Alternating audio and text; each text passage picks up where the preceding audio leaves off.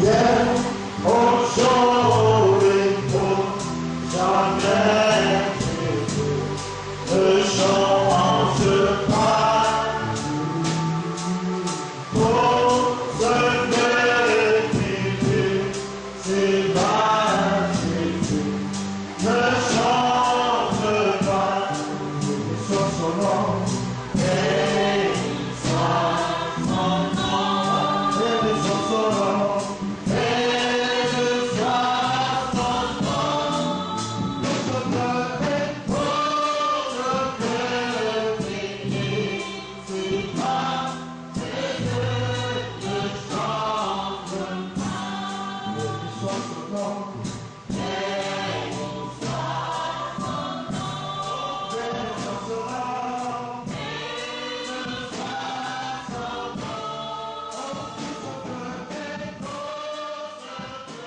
Seigneur soit avec vous. Amen.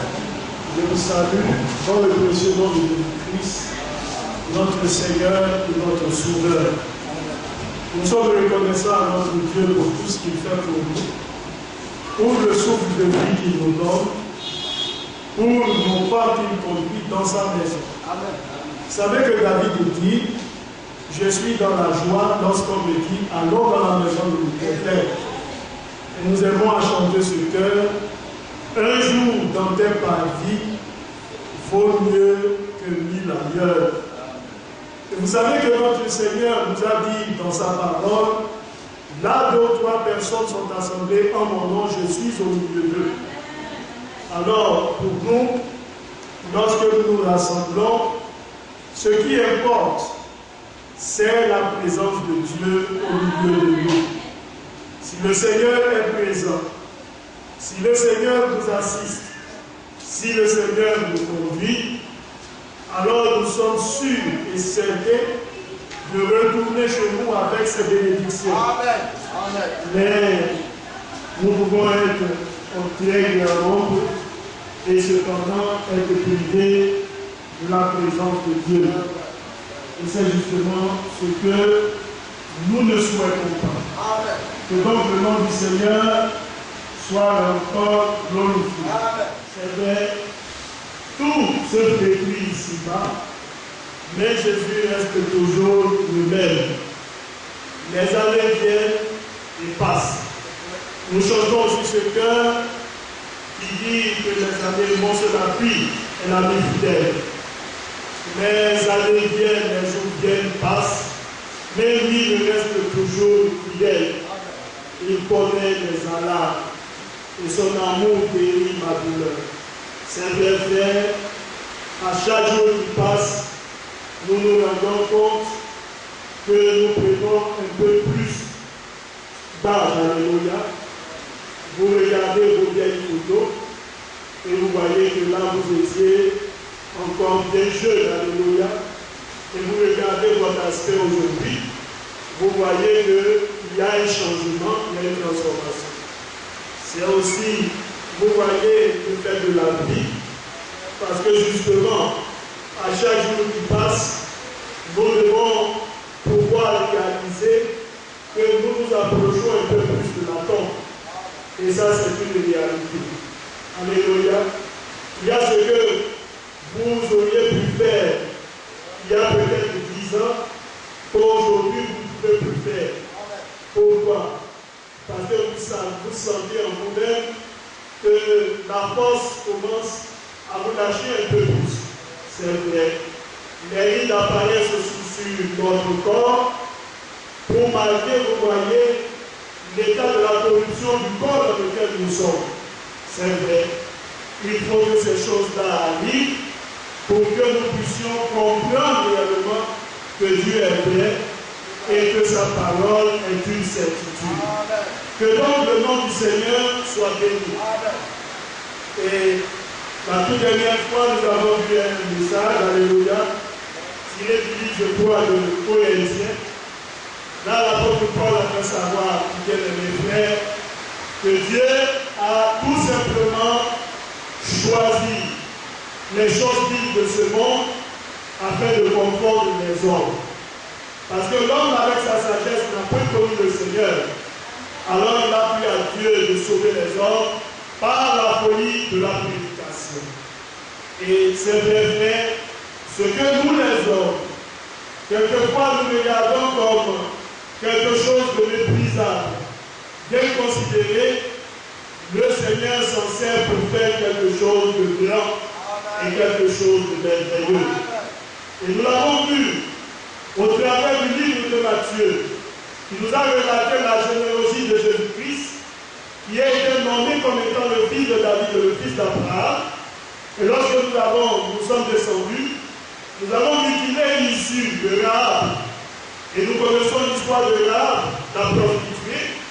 Il est aussi issu de Ruth la Moabite, alléluia. Il est issu de David, sinon de Judas. Et nous connaissons Judas, l'histoire avec Tamar qui naît au monde de 2 enfants. Et justement, Jésus-Christ descend de l'un de ses enfants. C'est vrai, le Seigneur passe par des choses tout simplement méprisables pour en faire quelque chose de grand. Et c'est ce qu'il fait avec nous. La Bible nous dit que les trésors du Seigneur sont placés dans des vases de terre, des vases inconsidérés, mais là le Seigneur déverse son trésor. Et c'est quelque chose de merveilleux pour nous de le savoir. Parce que justement le Seigneur nous prend, il nous tire de la boue du péché, il nous lave par son sang pour faire de nous des hommes meilleurs. Et le Seigneur a dit dans le livre de Matthieu, je vous dis que les prostituées, les publicains vous dénonceront dans le royaume. Parce que eux, ils ont écouté la voix de l'Évangile. C'est vrai, bien-aimé, mais cependant, il y a eu des hommes élevés dans toute la loi, mais cependant n'ont pas reconnu notre Seigneur, c'est-à-dire Dieu manifesté dans un corps de chair. C'est ce qui s'est passé justement avec cette femme dans le livre de Jean, lorsqu'ils l'ont amenée au devant du Seigneur, parce que selon la loi de Moïse, ayant commis adultère, elle était passible de mort. Mais le Seigneur a dit, lequel d'entre vous est sans péché qui lui lance la pierre. La Bible dit, tous se sont retirés. Le Seigneur a donné ou accordé son pardon à cette dame, et il lui a dit, va et ne pêche plus. Alléluia. C'est vrai. Oh bien-aimé, cette femme au puits, elle était une femme de mauvaise vie, de mauvaise condition. Et vous savez, comme nous le voyons, en Orient, les hommes, les jeunes femmes vierges, sortaient tôt le matin afin de pouvoir recueillir l'eau. Mais cette femme-là, parce qu'elle était d'une condition vraiment très basse, elle a préféré éviter le regard des autres. Et qu'est-ce qu'elle a fait? Elle est sortie à l'heure le plus était désert. Et justement, selon le plan du Seigneur, il devait passer par là pour l'attirer à lui. Alléluia. C'est vrai, bien-aimé. Et lorsque le Seigneur l'a vu, il lui a demandé l'eau à boire. Elle était tout étonnée parce qu'il n'y a pas de relation entre les Juifs et les Samaritains. Et comment est-ce qu'il pouvait lui demander de l'eau à boire? Mais le Seigneur lui a dit, si tu savais celui-là qui te demandait de l'eau à boire, tu lui aurais toi-même demandé l'eau à boire. Amen. Et je te dis que tu ne viendras plus à ce puits afin de puiser de l'eau. Elle a dit, donne-moi de cette eau-là. Et le Seigneur lui a dit, va et appelle ton mari. Il lui a révélé le secret de son cœur, quelle était la condition de son âme. Et tout de suite, elle a discerné l'accomplissement des prophéties bibliques. Elle s'en est retournée à raconter son témoignage. J'ai trouvé un homme qui m'a dit tout ce que j'ai fait. Il m'a relaté ma vie. N'est-ce pas là le Messie? Et les hommes sont venus. Ils ont écouté, ils ont discerné et ils ont reconnu qu'il était le Messie. Le Messie promis avec nous. Mais cependant, il y avait des docteurs de la loi, des sacrificateurs, n'est-ce pas, des scribes, qui eux pouvaient se considérer comme des hommes sans péché, mais qui sont passés à côté de cette révélation. C'est vrai. Dieu passe par des choses méprisables pour en faire des choses meilleures. Nous avons l'histoire de Zachée, cet homme-là, persécuteur, je crois, des bons. Il était un homme qui était toujours dans les affaires, Mais lorsqu'il a su que le Seigneur passait par là, il a grimpé sur ce sycomore. Alléluia. Et lorsque le Seigneur est passé, il s'est arrêté à son niveau. Il dit, apprends de descendre, car il faut que je te mette chez toi. Zaché a été touché par l'évangile. Il dit, mais bien je le partage. Celui à qui j'ai fait le tort, je lui restitue. Le Seigneur dit, tu es un fils d'Abraham. Pour les autres, le Seigneur est passé tout simplement au-dessus d'eux. Alléluia. C'est cela fait la grâce et la miséricorde de notre Seigneur pour nous les hommes. Alléluia. Que donc son nom soit loué et que son nom soit béni. Nous allons prendre nos Bibles et nous allons lire dans le livre d'Ésaïe. Ésaïe, le chapitre 55, et nous lisons ce passage si souvent. Et je crois que les frères connaissent si bien ce passage de l'Écriture. Ésaïe 55, à partir du verset 6.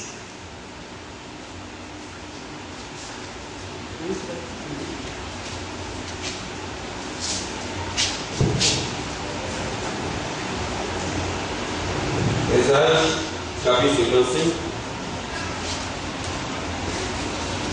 à partir du verset 6. Cherchez l'Éternel pendant qu'il se trouve. Invoquez-le tandis qu'il est prêt. Que le méchant abandonne sa voie et l'homme d'iniquité ses pensées. Qu'il retourne à l'Éternel qui aura pitié de lui. À notre Dieu qui ne se lasse pas de pardonner. Car mes pensées ne sont pas vos pensées et vos voies ne sont pas mes voies, dit l'Éternel. Autant les cieux sont élevés au-dessus de la terre, autant mes voies sont élevées au-dessus de vos voies, et mes pensées au-dessus de vos pensées. Quand la pluie et la neige descendent des cieux, et n'y retournent pas, sans avoir arrosé, fécondé la terre, et fait germer les plantes, sans avoir donné de la semence au semeur, et du pain à celui qui mange. Ainsi en est-il de ma parole, qui sort de ma bouche. Elle ne retourne point à moi sans effet, sans avoir exécuté ma volonté et accompli mes desseins. Amen. Amen. Nous allons lire aussi le livre de Matthieu, le chapitre 16, le verset 21. Matthieu chapitre 16, le verset 21. Dès lors, Jésus commença à faire connaître à ses disciples qu'il fallait qu'il aille à Jérusalem, qu'il souffre beaucoup, de là par des anciens, des principaux sacrificateurs de l'esprit, qu'il soit mis à mort et qu'il ressuscite le troisième jour. Pierre, l'ayant pris à part, se mit à le reprendre et dit, à Dieu ne plaise, Seigneur, cela ne t'arrivera pas. Mais Jésus, se retournant, dit à Pierre, arrière de moi, Satan, tu mets en un scandale, car les pensées ne sont pas les pensées de Dieu, mais celles des hommes. Amen. Amen. Que donc le nom du Seigneur soit béni. Amen. Et que Dieu ajoute la bénédiction à sa parole. Le sujet est tiré tout simplement au verset 23. Car tes pensées ne sont pas les pensées de Dieu, mais celles des hommes. Que donc le nom du Seigneur soit glorifié. Vous savez, bien aimé, le Seigneur, il est lui-même sa parole. Et la parole de Dieu n'est rien d'autre que la pensée exprimée de notre Seigneur. Pourquoi le Seigneur nous donne-t-il sa parole? Afin de nous faire connaître sa volonté. Pour marcher avec lui, il faut bien qu'on puisse le connaître. Dans le livre d'Amos, je crois bien, la Bible nous dit que est-ce que deux hommes peuvent marcher ensemble s'ils ne se sont pas au préalable convenus? Et parce que nous sommes plusieurs, nous venons au Seigneur, il faut bien que nous ayons un point d'accord. Il faut que nous ayons quelque chose qui nous relie et qui nous permet d'évoluer sur une même base.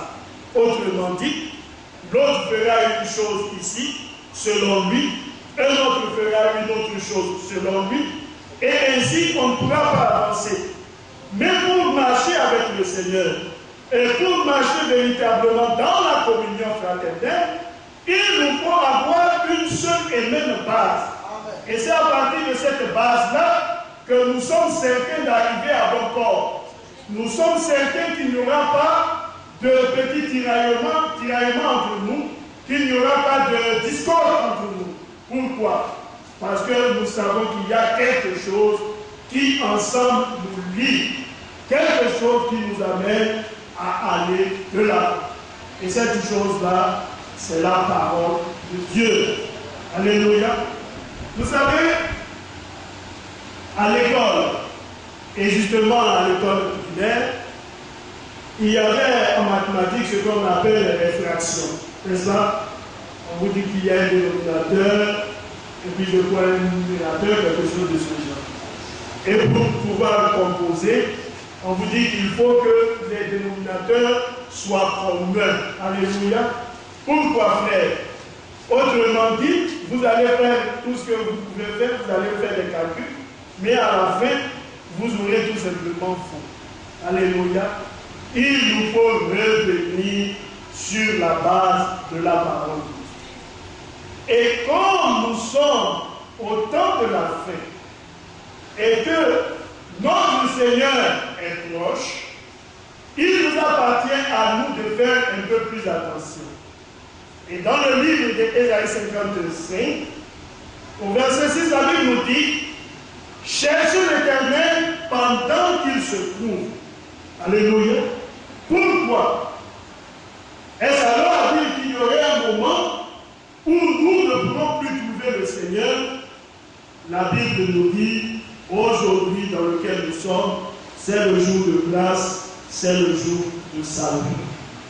Et la Bible nous dit, dans le livre de Romains, que nous qui sommes l'olivier sauvage, alléluia, les branches de cet olivier sauvage-là, nous devons pouvoir considérer qu'autrefois, ceux qui étaient greffés, sinon qui occupaient leur place de manière naturelle, ont été retranchés. Nous devons savoir qu'il serait plus facile que nous soyons retranchés, que eux, ils viennent occuper leur place à eux. Alléluia. Alors la Bible nous dit que la totalité des païens entrera, et alors le Seigneur, lui, se tournera vers tout simplement les Juifs. Le soleil qui s'est levé à l'est est en train de se coucher à l'ouest, et ce même soleil un jour se lèvera encore à l'est. Pourquoi? Parce que la Bible nous dit que le Seigneur, il n'a point rejeté son peuple Israël. Amen. Il faut bien que la grâce de Dieu retourne aussi pour eux. Alléluia. Et ils reconnaîtront dans le Seigneur Jésus-Christ le Messie promis, tel que la Bible l'a si bien mentionné dans le livre de Zacharie, lorsque les enfants d'Israël, famille par famille, se rassembleront et pleureront quand ils verront toutes les plaies qui ont été faites à leur Seigneur, alléluia, de voir, qu'ils reconnaîtront que celui qui a été crucifié il y a peut-être 2000 ans de cela, c'était lui le Messie promis. C'était lui qu'avaient annoncé les prophètes et que leurs pères n'ont point reconnu. La Bible nous dit qu'ils pleureront. Alléluia. C'est vrai. Et parce que nous le savons, parce que nous sommes informés, la Bible nous dit, nous devons chercher le Seigneur tandis qu'il est encore prêt. Alléluia. Parce qu'un jour, nous allons nous donner tous les efforts, mais ce serait trop tard. Remarquez quelqu'un qui court, parce qu'il sait, il se sait en état, et que le véhicule qu'il doit emprunter est sur le point de démarrer. Alors il court, il voit le véhicule démarre, le véhicule commence à partir, il court. S'il ne fait pas attention, le véhicule partira, lui il restera. Et cette image-là, vous le voyez à longueur de journée. Lorsque les hommes courent pour emprunter un bus, vous voyez cela, alléluia. Alors nous devons faire attention afin d'être à l'heure. Alléluia. La Bible dit, cherche l'Éternel pendant qu'il se trouve. Invoquez-le tandis qu'il est prêt. Que le méchant abandonne sa voie. Alléluia. Le méchant. Le Seigneur nous dit, le méchant, tout ce qu'il lui demande, c'est d'abandonner sa voie. C'est-à-dire le chemin qu'il a emprunté, qu'il puisse entrer en lui-même et reconnaître que ce chemin-là est un mauvais chemin. Et qu'il puisse abandonner ce chemin. Alléluia. Pourquoi abandonner? Parce qu'on réalise que c'est mauvais. Généralement, les gens me disent, on ne change pas une équipe qui gagne, n'est-ce pas? Quand un homme a la certitude que ce qu'il fait est bon, il ne change pas. Mais lorsqu'il prend conscience et qu'il réalise que ce qu'il fait est mauvais, il cherche à s'améliorer. Alors il rentre en lui-même et il sait qu'il faut qu'il abandonne cela. S'il veut être meilleur, il lui faut accepter d'abandonner. Alléluia. Alors le Seigneur dit qu'il faut abandonner. Que le méchant abandonne sa voie. Et là, ce n'est pas l'effet de l'homme. Ce n'est pas l'homme qui, vous voyez, exerce une pression sur l'homme de sorte à ce qu'il abandonne. Non, frère. Parce que l'homme ne peut pas faire cela. Il faut que l'individu lui-même prenne conscience. Il faut que lui-même, dans le fond de son cœur, soit convaincu. Et c'est l'action de l'Esprit de Dieu. C'est pourquoi la Bible nous dit que quand le Saint-Esprit viendra, ce consolateur-là, il va vous convaincre de péché. Ce n'est pas un frère qui peut le faire. C'est le Seigneur lui-même. Alléluia. Il dit que le méchant abandonne sa voie et l'homme d'iniquité ses pensées. Celui qui sait qu'une chose est mauvaise et qui le fait. C'est ça l'iniquité. Alléluia. Il dit que l'homme d'iniquité, il faut aussi qu'il abandonne ses pensées. Ces mauvaises pensées. Vous savez, frère, l'homme est doté de 5 sens qui lui permettent de pouvoir entrer en contact avec les éléments de la terre. On nous a appris les 5 sens du corps. Alléluia. Et ces 5 sens-là, nous avons la vue, nous avons les oreilles, nous avons le nez, nous avons le toucher, nous avons la langue. Alléluia. Cela fait les 5 sens du corps. Nous avons besoin de ces 5 sens-là afin d'être, vous voyez, en équilibre. Parce que lorsque vous manquez d'un de ces sens-là, alors il y a quelque chose qui ne va pas. Celui qui manque de sentir, parce qu'il y a justement des hommes qui ont perdu cette odeur-là, alors pour lui, lorsqu'il se retrouve dans un lieu, même si l'odeur est nauséabonde, lui, il ne sent pratiquement rien. Alléluia. Ça, ce sont les sens du corps qui nous permettent donc de rentrer en contact avec le corps. Alléluia. L'homme est doté aussi d'un super sens. C'est la foi. Alléluia. Qui nous permet d'entrer en contact avec le Seigneur. Amen. De nous élever au-dessus de tout doute, de toute incrédulité. Amen. Et vous savez que la pensée de l'homme, elle est quoi? C'est le lieu de bataille. C'est là où se déroule le combat. C'est là où nous sommes vaincus, où nous triomphons du diable. Parce que c'est là. Quand un homme regarde une femme et qu'il la convoite dans son cœur, qu'il manifeste des intentions envers elle, alors à partir de la pensée, lorsqu'il est vaincu dans la pensée, c'est en ce moment-là qu'il prend l'initiative de s'approcher vers cette dernière-là pour lui faire part des intentions de son cœur. Vous voyez, c'est donc dans la pensée. À partir de la pensée, on forme, vous voyez, des projets pour l'impie. Il forme des projets mauvais dans le but de réaliser, vous voyez, ce qu'il veut accomplir. Il le pense, alléluia. Remarquez que lorsqu'un homme lui-même veut mettre en place un projet, qu'il veut mettre en place quelque chose que ce soit, il faut au préalable qu'il s'asseye et qu'il nourrisse sa pensée. Le Seigneur dit, lequel d'entre vous, s'il veut bâtir une maison, ne s'assoit au préalable et ne fait des calculs, de peur qu'ayant commencé, il n'achève pas et qu'on dise, Voici, il a commencé, mais il n'a pas pu achever. Alors le Seigneur nous invite à quoi? À mûrir nos pensées. Il faut d'abord qu'il y ait réfléchi. Et le Seigneur dit, dans l'iniquité, il doit abandonner ses mauvaises pensées. Qu'il retourne à l'Éternel qui aura pitié de lui. Frère bien-aimé. Qu'il retourne au Seigneur. Et la Bible nous dit, ce n'est pas peut-être. Si c'était peut-être, on aurait eu peur. Mais la Bible nous dit qu'il retourne à l'Éternel qui aura pitié de lui. Alléluia. Si nous réalisons que nous sommes dans un mauvais chemin et que nous revenons au Seigneur, il n'y a pas de raison que le Seigneur ne nous accepte pas. Il nous acceptera. À moins que nous ayons blasphémé contre l'Esprit. Alors là, la Bible nous dit qu'il n'y a pas de pardon. Mais aussi longtemps que nous ne sommes pas à ce stade-là, le retour est toujours possible. Avec le Seigneur, c'est cela. C'est la grâce. C'est toujours possible de revenir au Seigneur. Alléluia. Vous savez, j'écoutais tout dernièrement une prédication du frère Franck et il disait qu'il y a des personnes qui ont dit bien de choses. Vous voyez en mal de lui, il y a un frère qui s'est levé, qui lui a dit, je vois bien qu'il n'était pas, ce n'était pas Dieu qui l'avait appelé, mais c'était le diable. Et il a dit c'est quelque chose qui lui a fait si mal, alléluia. Mais plus tard, je crois, ce frère est revenu à lui. Ce frère lui a demandé pardon, alléluia. Il est revenu de sa position. Et le frère dit, il n'y a rien que le Seigneur ne puisse pas faire. Alléluia. C'est bien fait. Alors, imaginez ce qui était dit. Si c'est l'homme, on dit, je ne lui pardonnerai jamais. Mais bien aimé, le Seigneur, il nous pardonne. Alléluia.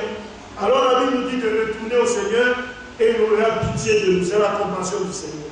Alors du Dieu qui ne se lasse pas de pardonner. Frère, le Seigneur ne dit pas, je t'ai pardonné hier, aujourd'hui, et je ne peux plus te pardonner. La Bible nous dit son pardon, là, il nous l'accorde à toujours. Amen. Alléluia. Tous les jours. C'est pourquoi nous tendons vers la perfection. Parce que tous les jours, le Seigneur nous pardonne. Ce n'est pas pour dire que nous faisons, vous voyez, nous pratiquons le péché, que nous sommes toujours à faire ce qui est mauvais, que nous sommes toujours dans le bouclier du monde. Non, frère, ce n'est pas dans cette pensée-là. Mais aussi longtemps que nous marchons dans notre marche, que nous trébuchons, que nous revenons au Seigneur, le Seigneur dit, je suis toujours prêt à vous pardonner. Et quand le Seigneur nous pardonne, qu'est-ce qu'il fait? Il prend nos iniquités et les jette dans la main de nous. Il ne s'en souvient plus jamais. Frère, c'est ça l'expiation. C'est ça vous voyez, le sacrifice propitiatoire. Le Seigneur, il efface nos péchés. Il efface nos transgressions et il ne s'en souvient plus jamais. Amen. Alléluia. Alors la Bible nous dit, car mes pensées ne sont pas vos pensées, et mes voix ne sont pas vos voix, et vos voix ne sont pas mes voix, dit l'Éternel. Nos pensées à nous sont différentes des pensées du Seigneur. Le Seigneur a une manière d'appréhender une chose. Nous les hommes, nous avons aussi une manière d'appréhender les choses. Alléluia. Mais nous venons au Seigneur parce que nous réalisons que la manière que nous voyons n'est pas la bonne. Autrement dit, nous ne serons pas là. Si nous estimons que nous avons raison, que ce que nous faisons est bien, alors nous n'aurons pas besoin de la présence de Dieu avec nous. Mais parce que nous réalisons que ce que nous pensons est différent de ce que pense le Seigneur, nous disons, Seigneur, nous venons à toi pour que toi, tu puisses ôter notre pensée et nous accorder tes pensées à toi. Alléluia. Voilà pourquoi dans le livre de Galates, ou dans le livre d'Éphésiens, le chapitre 6, lorsqu'il est fait mention des armes de la foi, alléluia, des armes de la lumière, la Bible nous dit que nous devrions prendre le casque du salut. Pourquoi le casque du salut? Généralement, le soldat qui part au combat, il porte le casque sur la tête afin de se protéger des balles de l'ennemi. Le Seigneur nous dit que nous devons prendre le casque du salut. Pourquoi? Parce que nos pensées doivent pouvoir être ceux de Christ. Dans le livre de Philippiens, la Bible nous dit, ayez en vous les pensées, dans d'autres versions, les sentiments. Les pensées qui étaient en Christ Jésus. Alors vous et moi, nous devons délaisser nos pensées et épouser les pensées de Christ. Amen. Alors là, nous verrons comme le Seigneur voit et nous penserons comme lui il pense. Alléluia. Alors, car les pensées ne sont pas nos pensées. Alléluia. Et justement, dans le livre de Matthieu, nous revenons là, nous allons voir, frère, qu'il arrive que nous pensons des choses. Il arrive que dans nos pensées, nous pensons que tout simplement, nous agissons de la bonne manière. Mais bien aimé, avec le Seigneur, ce n'est pas ainsi. On peut penser bien agir, mais cependant être en désaccord avec la parole de Dieu.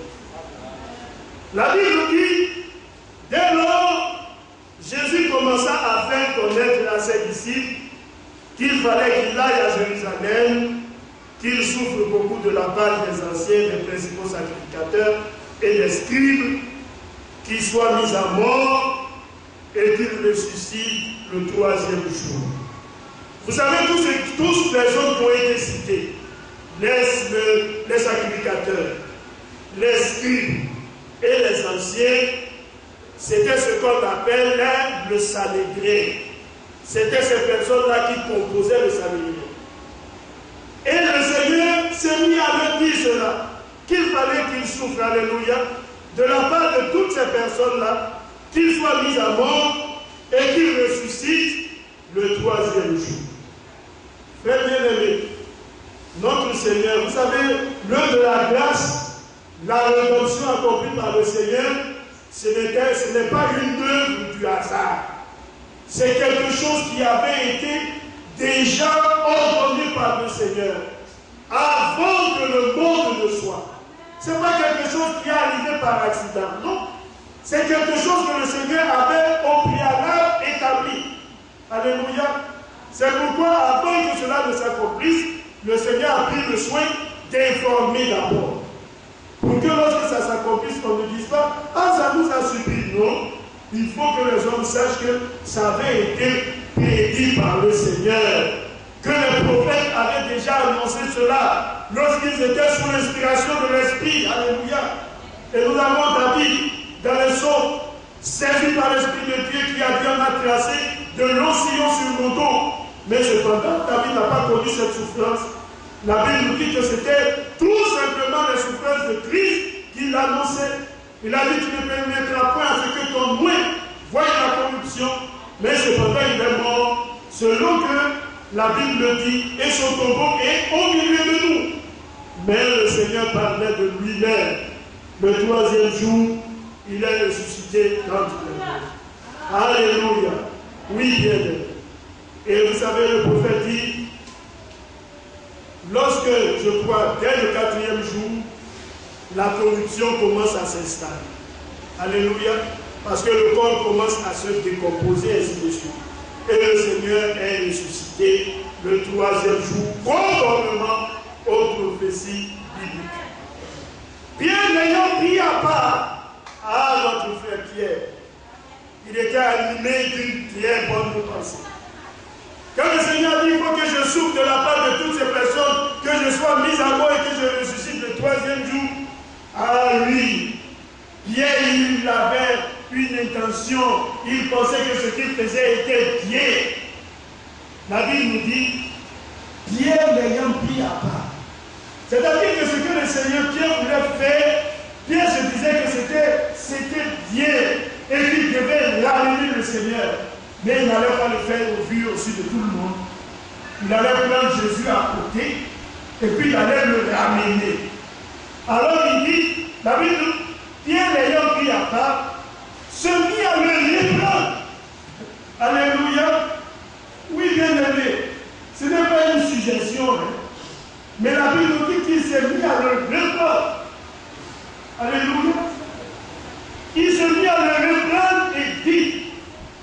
à Dieu le plaise, Seigneur. Ça, ce n'est pas la volonté de Dieu. Alléluia. Ce n'est pas possible que cela puisse arriver. À Dieu le plaise, c'est-à-dire ça n'arrivera pas. Cette chose-là que le Seigneur dévoile.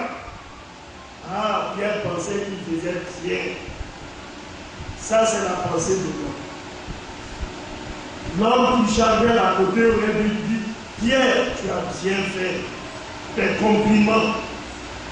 Mais Jésus a écouté Pierre. Pierre a fini de parler. Il dit, cela ne t'arrivera pas.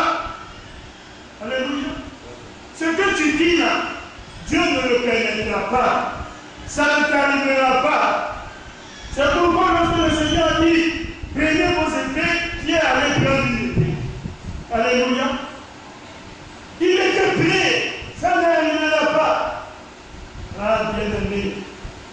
Mais le Seigneur, lorsque Pierre a fait usage de l'épée, le Seigneur a dit à Pierre, mon combat, c'est pas comme ça. Alléluia. Moi, je ne travaille pas comme ça. Dans cette pensée-là, je ne travaille pas. Alors il dit, mais Jésus se retournant dit à Pierre, rien de mon Satan. Alléluia. Il est aimé. Si nous étions là, certainement, nous aurions vu Pierre sursauter.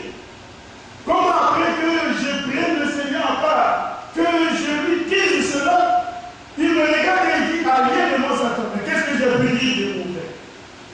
Mais lorsque le Seigneur regardait Pierre, ce n'était pas l'homme qu'il voyait, mais c'était ce que Pierre disait derrière, l'esprit qui se trouvait dans cette déclaration. C'est ce qu'il a condamné, c'est ce qu'il a sanctionné et c'est ce qu'il a repoussé. Il dit, allez mon Satan. Alléluia. Pour nous, les hommes, on va dire, mais le Seigneur agit de manière excessive. Mais ce n'est pas de manière excessive. Parce qu'il fallait qu'il dise à Pierre que son raisonnement était faux. Que son raisonnement était diabolique. Alors il dit, allez mon Satan. Si je cautionne cela, je rentre dans l'erreur. Si je cautionne cela, c'est-à-dire que j'accepte que le sacrifice là, je ne l'accomplirai pas. La rédemption ne sera pas possible. Les hommes vivront toujours dans leur péché. Le salut ne serait plus pas accessible aux hommes. Et alors il dit, rien de ça. Alléluia. Oui, bien aimé. Le Seigneur, il discernait et les pensées des hommes et les paroles qui sortaient de la bouche des hommes. Et même les actions que les hommes posaient. Le Seigneur discernait et le Seigneur voyait toujours l'esprit qui accompagnait toutes les actions des hommes, toutes les paroles des hommes. Le Seigneur le voyait faire. C'est pourquoi le Seigneur a pu dire à Pierre, arrière de moi. Il voyait. Alléluia. Très bien aimé. C'est pourquoi le Seigneur, quand il regarde, il dit, gardez-vous d'être vu des hommes. C'est pas ça? Quand le Seigneur le dit, il dit pourquoi? Si les gens vous voient, ça fait quoi? Mais quand vous le faites pour que les hommes disent du bien de vous, Dieu y voit l'esprit. Mais bien aimé, si vous voyez un pauvre,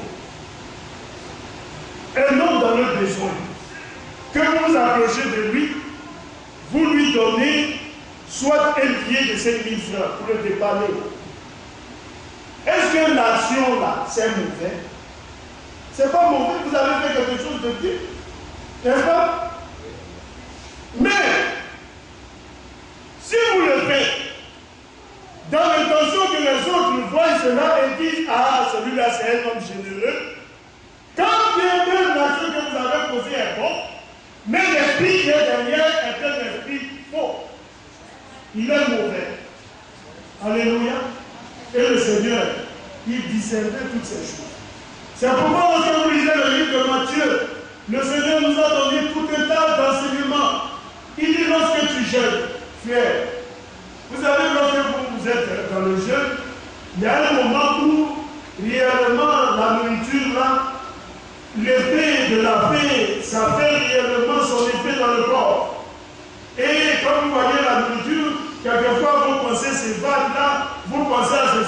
penser à cela. Mais c'est ce qui amène les hommes à être tristes. C'est pas ça. Quand le Seigneur regarde, il dit quand tu jeûnes. Mais le jeûne, c'est quoi? Le jeûne, c'est l'humiliation. Vous vous humiliez votre âme devant le Seigneur. Vous êtes comme dans le deuil. Alléluia. Mais le Seigneur dit, lorsque tu jeûnes, il ne faut pas prendre cette terre-là pour montrer aux hommes que tu es en train de jeûner. Autrement dit, ta récompense, tu l'as déjà. Alléluia. Oui, bien-aimé. Pourquoi? Parce que le Seigneur, il discerne nos pensées. Alléluia. C'est vrai, frère. On peut dire de bonnes paroles. Le Seigneur, il écoute les paroles là. Mais quand le Seigneur, il regarde un peu plus profondément, il dit, tu dis de bonnes paroles, mais l'esprit qui est derrière là, c'est un esprit faux. Un esprit mauvais. Alors, il dit, en rien de mon Satan, quand tu nais au scandale, quand tes pensées ne sont pas les pensées de Dieu, mais celles des hommes. Vous savez pourquoi? Parce que le Seigneur lui-même avait pris le soin de penser.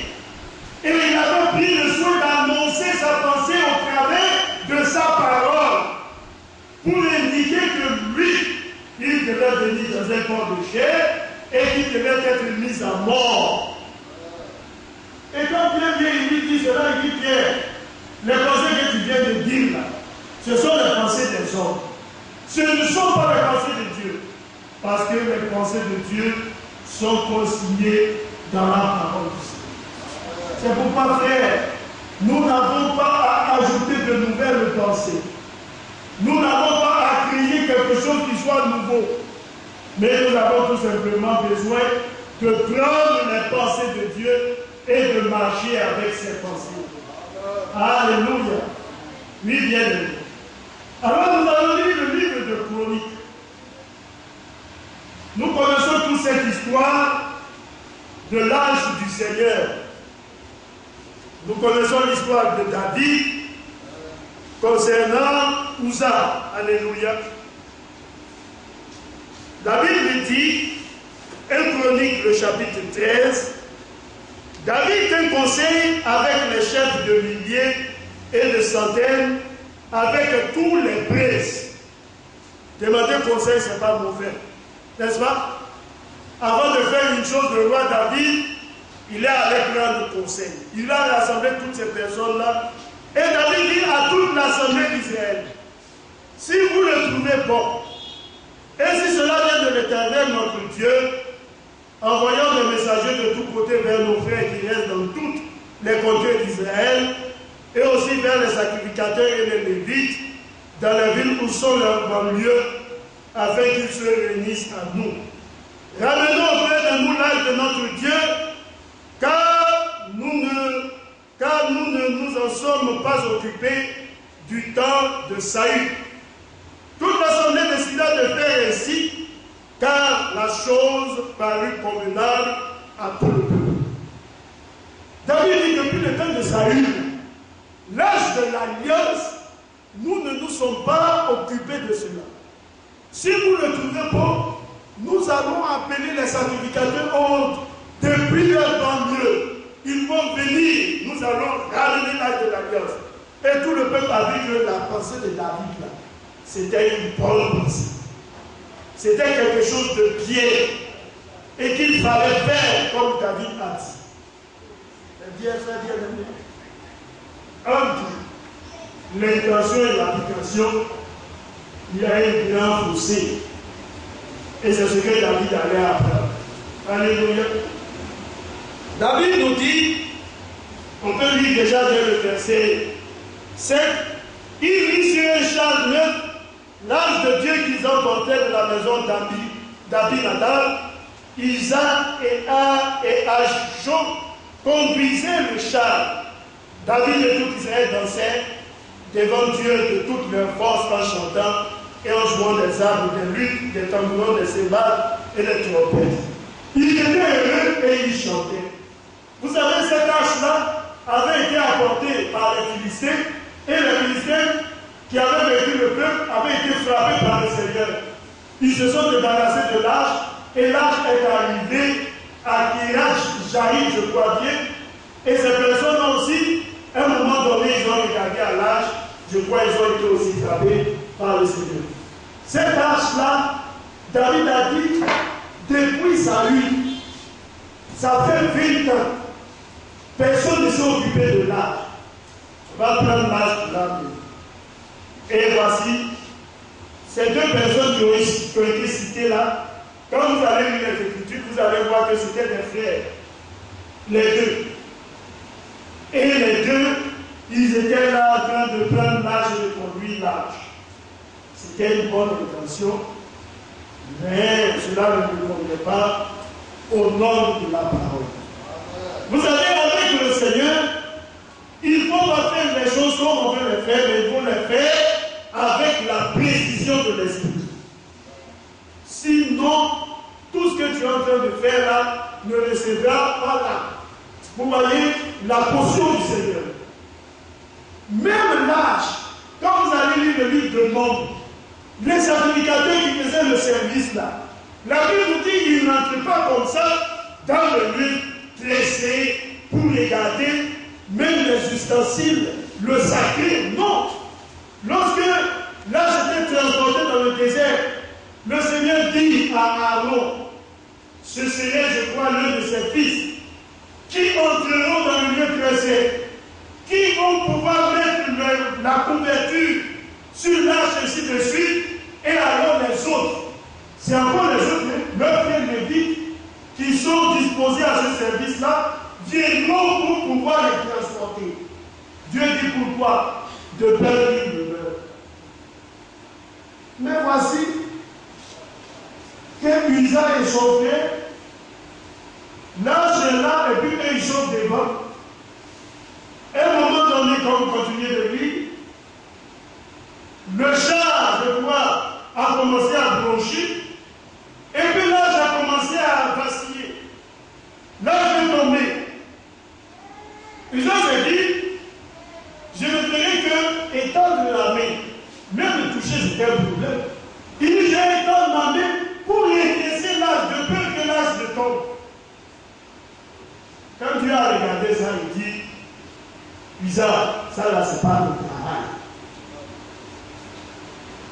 Et il a frappé Uza est mort. Alléluia. Mais c'était une bonne intention pour David. Mais l'application était mauvaise. Alléluia. C'était une bonne pensée, mais une mauvaise application.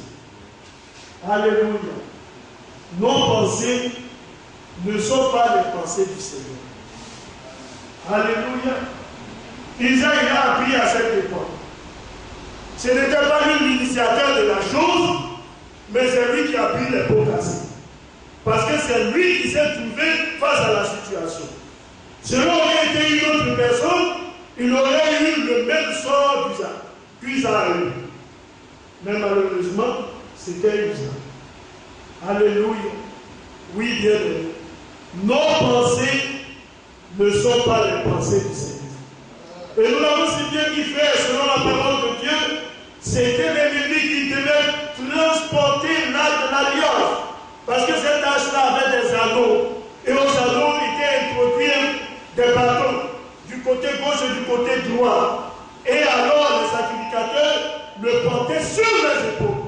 Quand vous lisez le livre de Josué, lorsque le Jourdain a été séparé et que les enfants d'Israël ont passé à sec, vous allez voir que les sacrificateurs ont porté l'arche sur les épaules. Ça n'a pas été respecté. Et voici la conséquence. Alléluia. Nous avons le livre de Lévitique toujours. Lévitique le chapitre 10. Et nous allons lire cela. Vous allez voir que la même histoire s'est répétée d'une autre manière.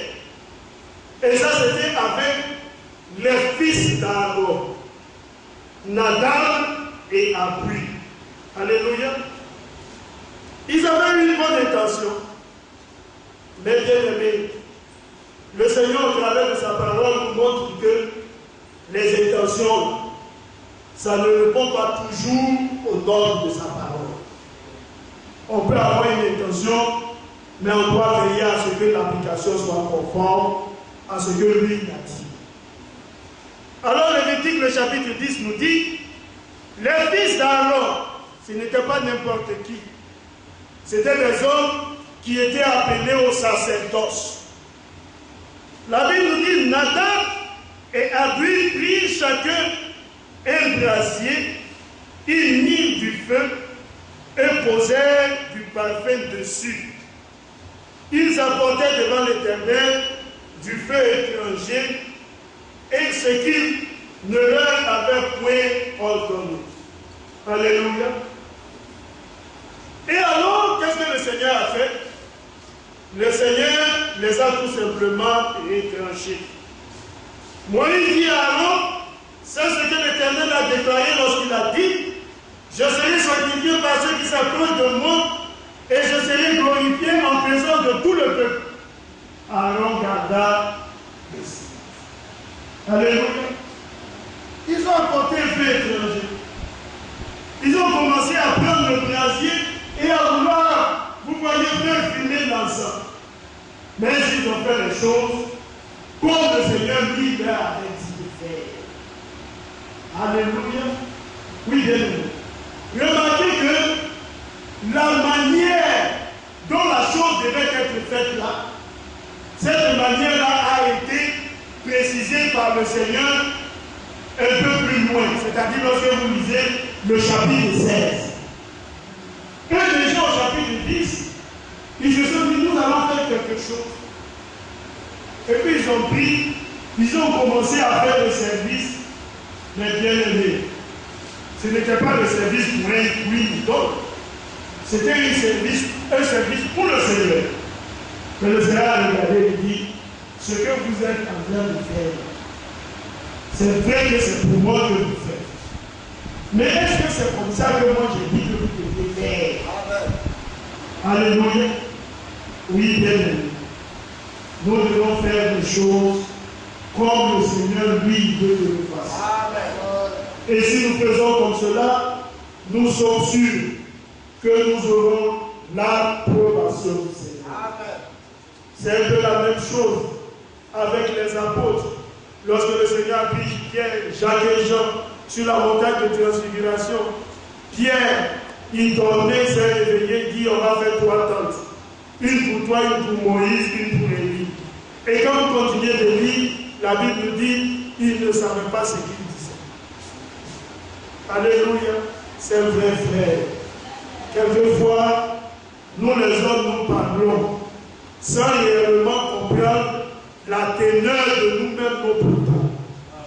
Si Pierre avait compris ce qu'il était en train de dire à cet instant-là, il aurait fermé la bouche. Alléluia. Pourquoi? Parce que tout simplement, on n'avait rien à faire pour Moïse et pour Élie. Parce que toutes ces personnes-là rendaient témoignage d'une personne. Et c'est le Seigneur lui-même.